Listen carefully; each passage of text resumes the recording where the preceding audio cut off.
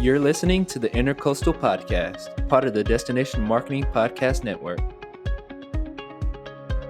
Hello, everyone, and welcome to the Intercoastal Podcast. I'm Daquan Mickens. If you're looking to take a trip to Beaufort with your buddies, this episode is for you.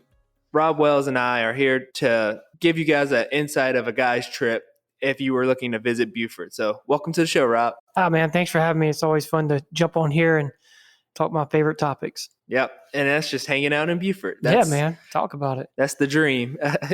So what makes Beaufort such a fun place to kind of come visit for a guy's trip? There's a lot of activity to be done. If you enjoy being outdoors, I mean, there's a ton to do. Yeah. Right. And so whether it's, fishing from the shore at Hunting Island or taking one of the many trails that they have out there, or hopping on a bike and seeing how quick you can do the 13 miles of Spanish Moss Trail. Yeah. I mean, all of those are fun. I mean, those are all fun. So I think that it's overlooked. Most of the stuff that we talk about is usually centered around the ladies, and rightfully so. There's a lot to offer, but there's so much history here, so much great storytelling, and it also helps that the food's good. Yeah. So I was gonna say, one of my favorite things to do, say if we were getting the guys together and just hanging out, is to go out to Hunting Island and do the beach, relax, maybe grab a football or some hacky sacks, and we can do cornhole. There's different things we can do out there. So I know I'm not in the ripe age to go out and run routes anymore, but I can definitely get out there and try with how much nice weather we definitely have all year long. No, yeah, the weather's perfect. It makes it excellent.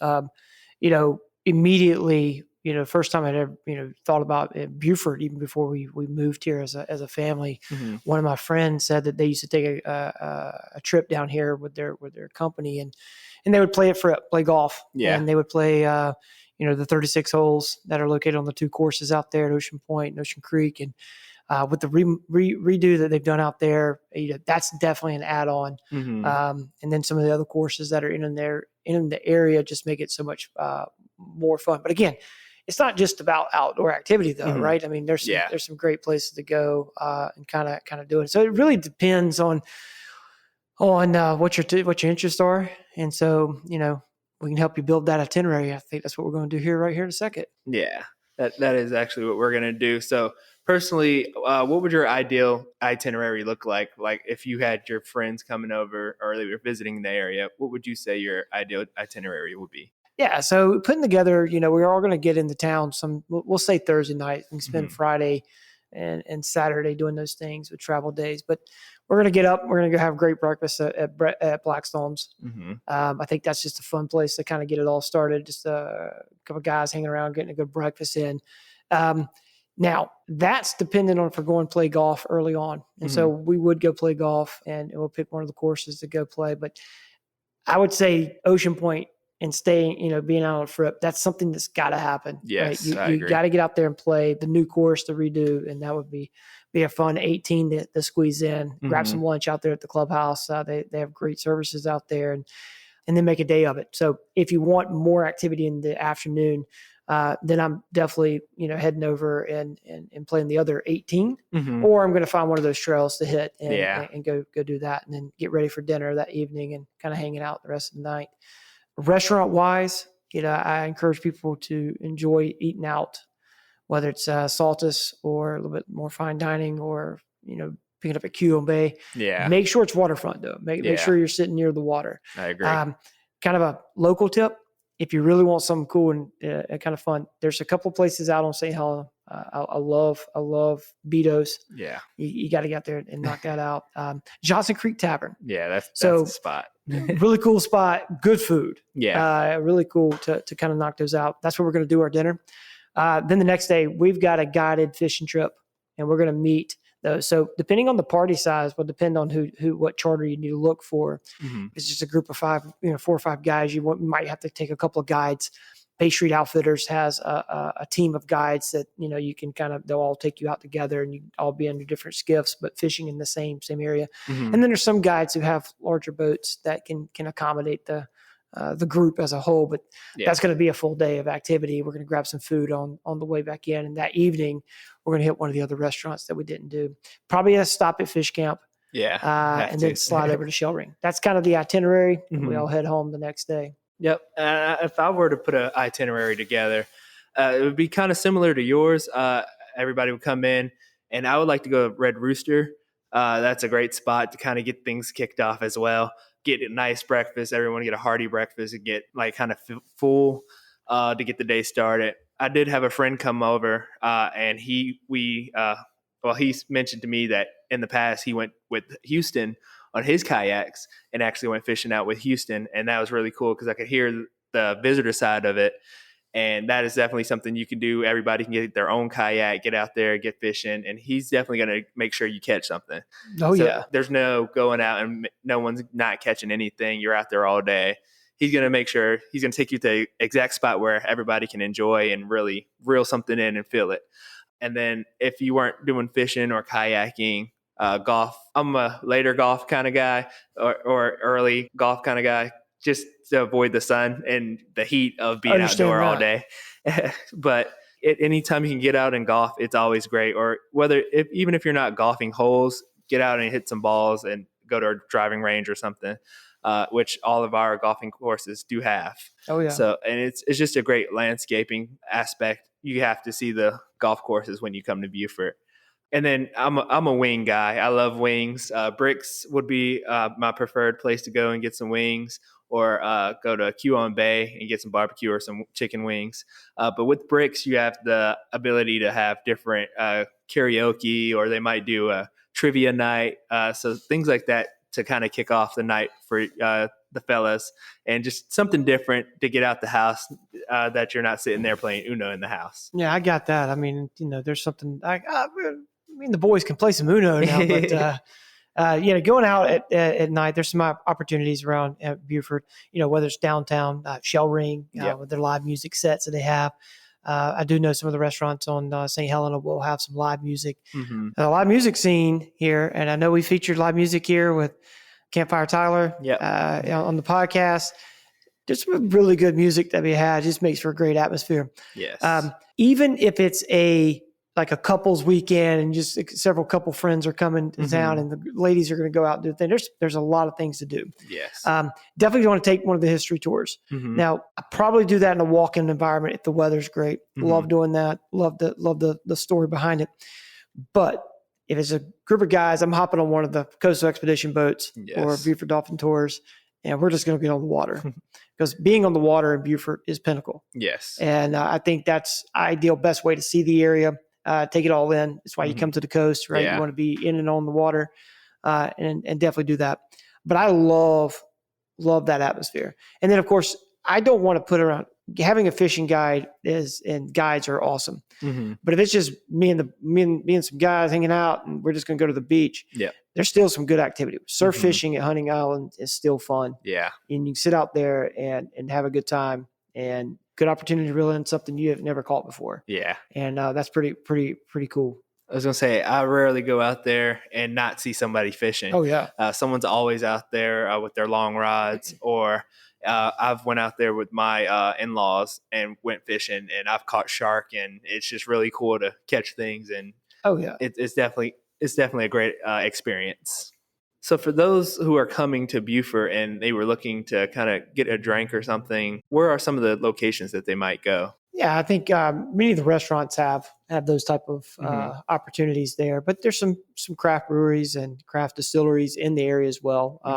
Our RLB, which is located here in Beaufort, have a mixture of drinks and opportunities there. Of course, Shell Ring Ale Works is a craft brewery here in Port Royal. There's a couple of other great locations to go and enjoy those, but they also offer tours, tastings, whatever that you might be fancy. Shell Ring, located on the water, has its own atmosphere and scene. But Bridget at RLB, they do a great job. Yeah, they do. Of just taking care of the guests there. And that day, it's an excellent tour, but also really interesting how it came to be and the story behind it and what goes into providing the spirits that they serve. Yeah, if you can have the chance to go to RLB Distillery to actually see how they distill and make everything from the scratch to actually the drinks, and then you can actually do taste testing there. They love for people to taste test, even without buying anything. They love to have you guys in there and just give you the whole rundown of this is what we do, this is why we love it, and that's the essential tour of a distillery. Yeah. So I have to ask you, Daquan, though, if you're Yes. going to recommend to this guys group and you say, hey, look, man, you got to have, this is where you got to make sure you eat at this place or this dish at this place. What's your recommendation? What's your favorite? So my recommendations, I know it's going to sound political, but anywhere you can get seafood, and Okay. that's literally everywhere. You come here for seafood. When my parents come, when my friends come, they want seafood. You don't come to the coast to get a burger. You come to get fish. You come to get shrimp. We do oysters. We do crab. Everything you could think of is here in Beaufort, and we do it really well. And that's everywhere. You can get really good food anywhere you go. Yeah, that's legitimately why people come. There's the fresh seafood, fresh caught seafood, locally sourced at a lot of the restaurants here in town. That it makes for a great bowl or great food in general. I recommend people all the time, like, hey, look, if someone's got, if it's that time of year and someone's serving she crab soup, you might want to get some. If someone is at that time of year and groupers on the menu, anytime you've seen grouper on the menu, I'm probably going to get it. That's a personal taste for me, but I do make that recommendation. If you see grouper on the menu, knock it out. Soft shell crab. Yep. Anytime you see soft shell crab, I tell people all the time, like, that was the first meal I ever had in Beaufort was a lunch. So working lunch, we went out and I'd never had a soft shell crab of any sort. If it's prepared anyway, and it was a soft shell crab sandwich. Yep. With fried pickles, which I thought was probably about as southern as you could get on the coast, and that was awesome. It was and I do make that recommendation. If that's in season, by all means do that. But seafood is king here. Usually sourced from one of our many fishermen out there, whether it be Gaze or even Sea Eagle Market and Sea Eagle and their team of fishermen and the work that they do. And of course, we're recording this in January. It's definitely oysters all over the place. Yes. Whether it's Oyster Festival or the mini oyster festivals that would come, but just oysters on the menu is always good. Yeah. One of my favorite is the flounder. I love to get flounder somewhere, but not just eating there, but when you eat at a seafood restaurant and you look out and you can see the boats at these different restaurants, or you see the water, it's just an added aspect to your dining experience. There's not an experience like that anywhere else you go, where you can go to different places and still get that on the water feel. Oh yeah, that's definitely an added benefit to the area, and something most people experience and want to experience when they come here. It's definitely one of those things. Yeah.